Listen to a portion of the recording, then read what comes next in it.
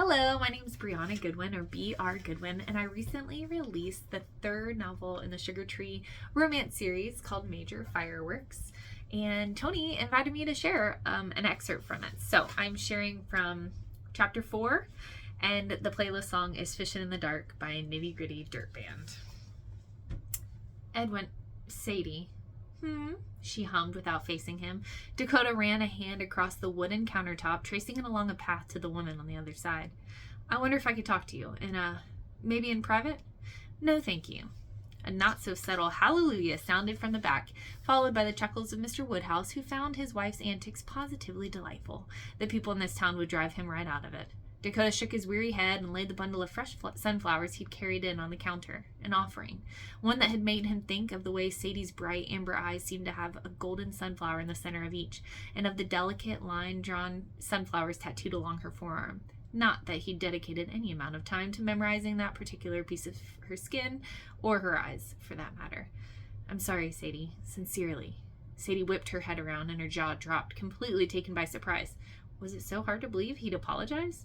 You want to pull her hair 99% of the time, he thought. So yeah, she wasn't expecting flowers, doofus. He instantly filled with remorse and cleared his throat, hoping just this once that Sadie might take him seriously. I'm sorry for the way I treated you last night. It wasn't fair, and it definitely wasn't kind. I shouldn't have spoken to you that way, and he rubbed his shoulder, making his hands busy. I'm honestly embarrassed at my behavior. I hope you can forgive me and that we can be civil? Friends, Edwin. Friends, she asked. You think that's possible? Yeah, I can if you can, he responded. I so can, she said defensively. I can more than you.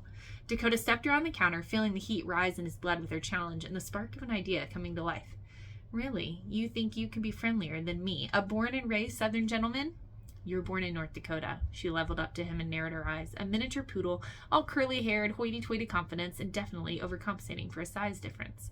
And you are no Southern gentleman. I'm way more amiable than you. Amiable? Wow, what advanced vocabulary you have, friend. An errant curl flipped from the golden yellow headband wrapped around Sadie's head. Before he really thought twice about it, Dakota gave that dark coil a gentle little tug. Nothing but chummy affection here. Sadie gasped and swatted his hand away. How's this for vocabulary? You are the most insensitive word I've ever had the misfortune to meet. Dakota stuffed his wayward hands in his pockets and looked at the ceiling. Where have I heard that before? His eyes returned to a fuming Sadie who'd crossed her arms in nothing but defiance. He definitely didn't find that adorable at all. He did think about blowing a steady stream of air into her face, just like he did to Gus when he really wanted to irritate his mom's snobbish cat, but was afraid of getting too close to the erratic creature for comfort.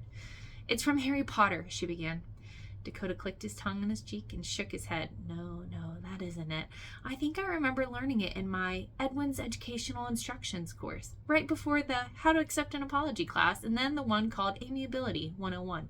He offered her his best self-satisfied smirk, the one that always got him an elbow in the gut from his sisters. How about we call a truce? He pointed his finger between them. You and me, this has gone on long enough, right? Sadie lifted her shoulders in the smallest acknowledgement of agreement.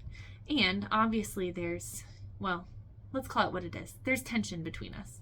Her eyes lifted as she breathed deeply, nostrils flaring. There is no tension, Dakota remarked. You just don't know how to.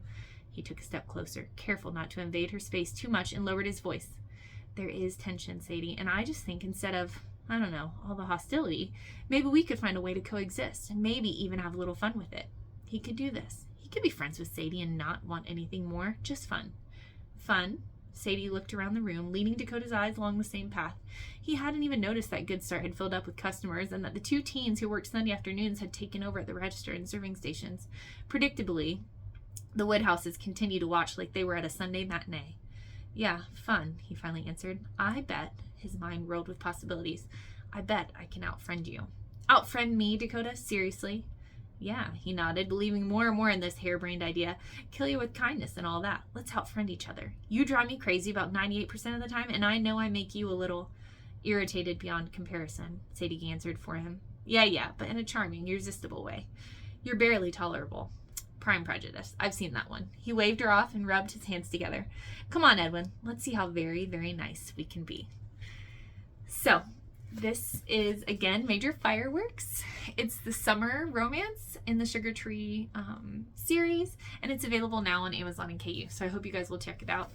It's Christian fiction, it is romance, and it's filled with delicious tension.